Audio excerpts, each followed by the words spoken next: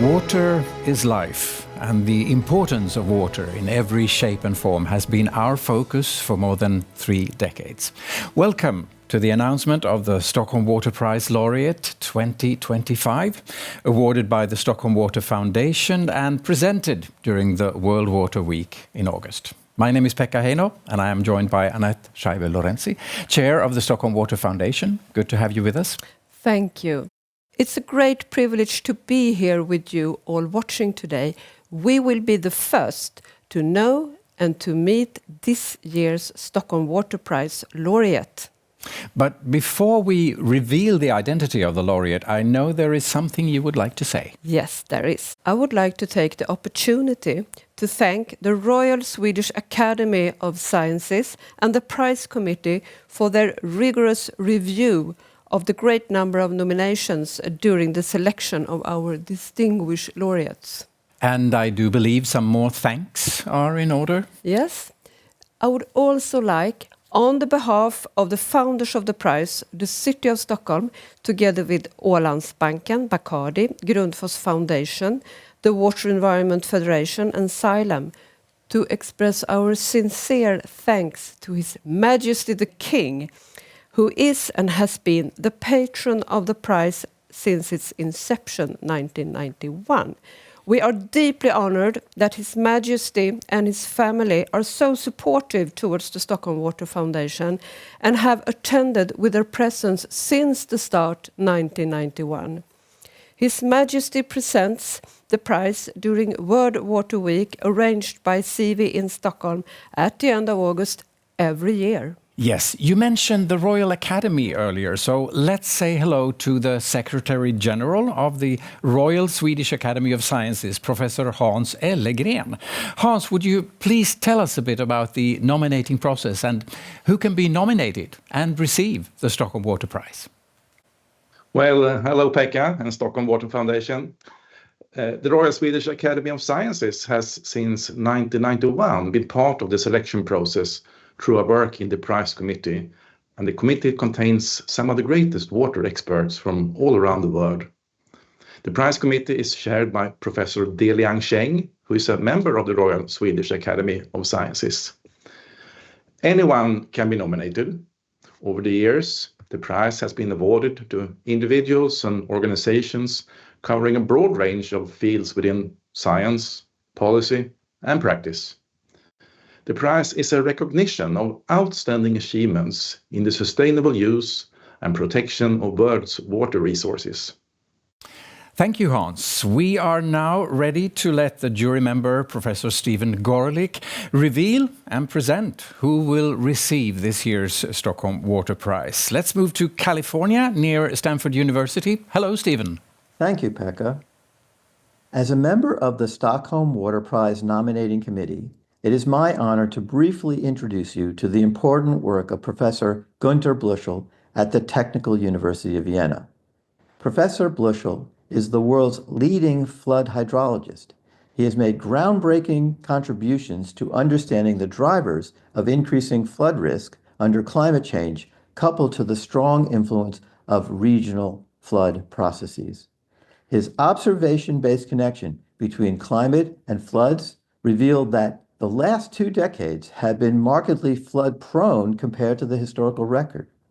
Through meticulous analysis of 500 years of historical archival data, he showed that changes in flood frequency and magnitudes are not solely due to warmer temperature, but involve major shifts in storm tracks. His studies around the world led him to classify flood types based on regional drivers, laying the groundwork for more accurate predictions of future flooding. Professor Blüschel has also paved the way to materially improving flood management practices. Working with government agencies and consultancies, he led Austria to be among the first European countries to develop a nationwide online map system where citizens could see their flood risks. He also designed a river forecasting and warning system for the Danube River that is currently operational, enabling real-time flood management decisions, including evacuation, strengthening of flood defenses, and deploying mobile walls. Professor Bluschel's comprehensive framework of flood frequency hydrology incorporates spatial, temporal, and causal information such that his novel approach yields much needed, more accurate estimates. For this and your many long-standing contributions, congratulations, Professor Bluschel. Back to you, Pekka. Thank you, Stephen. And now it is time to finally meet the laureate calling Austria and the Technical University of Vienna. Hello, Professor Günther Blöschel. Congratulations. Thank you so much for the congratulations. And I was very surprised when I heard the good news about receiving the Stockholm Water Prize. What does it mean to you professionally to be the recipient of the Stockholm Water Prize? To me, it means a lot. It's such an honor to be a recipient of this prestigious prize. So it is an important achievement within my scientific career. And what would you say is the significance of a prize like this? I think the significance of this prize is twofold. On the one hand, it is, of course, a token of esteem for the researchers and the group around them who received the prize. But on the other hand, and this is perhaps even more important, it highlights the importance of water, or in this case, of floods. It highlights that water is an important, very important subject society has to deal with, that the research underlying the decision-making is important, and that action needs to be taken at the political level.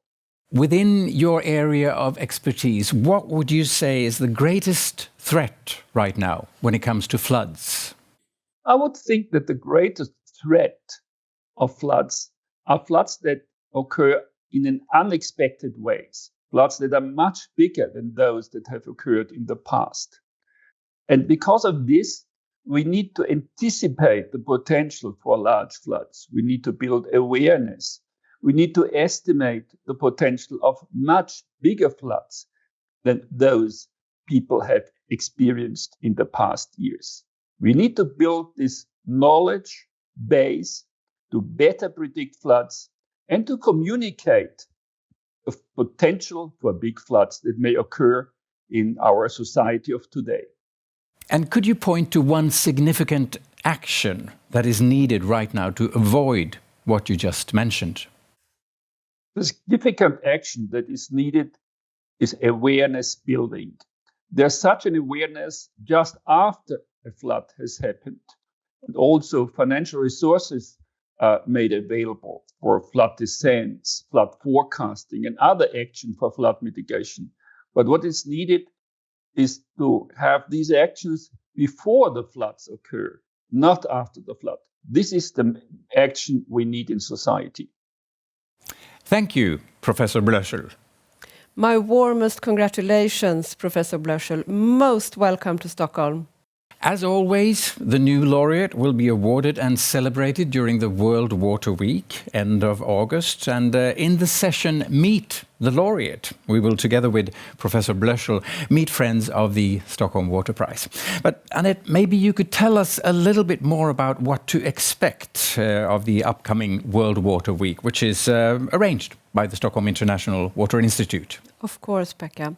The annual World Water Week event is one of the leading global conferences on water and hosts a total of 15,000 participants on site in Stockholm, but also online.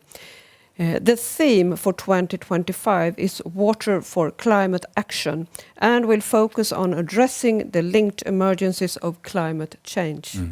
And we have some news concerning the Junior Water Prize as well. As you know, the Stockholm Water Prize is presented each year in the Stockholm City Hall, and this year the Junior Water Prize will be presented in the Stockholm City Hall as well in August, in close collaboration with the City of Stockholm. See you in August. Thank you, Annette, for this information regarding the awards of this year. It will soon be possible to start nominating for next year's Stockholm Water Prize laureate. So please check out the homepage for the Royal Swedish Academy of Sciences, in Swedish called Kungliga Vetenskapsakademin, and search how to nominate Stockholm Water Prize 2026. Information will also be available on Seawe's homepage. And you can nominate your water hero from April until the last of September this year. For more information regarding the upcoming gathering, go to worldwaterweek.org. And this said, be with us again in August for the sessions, discussions, and of course, the different live on-stage talks during World Water Week. Thank you for joining us.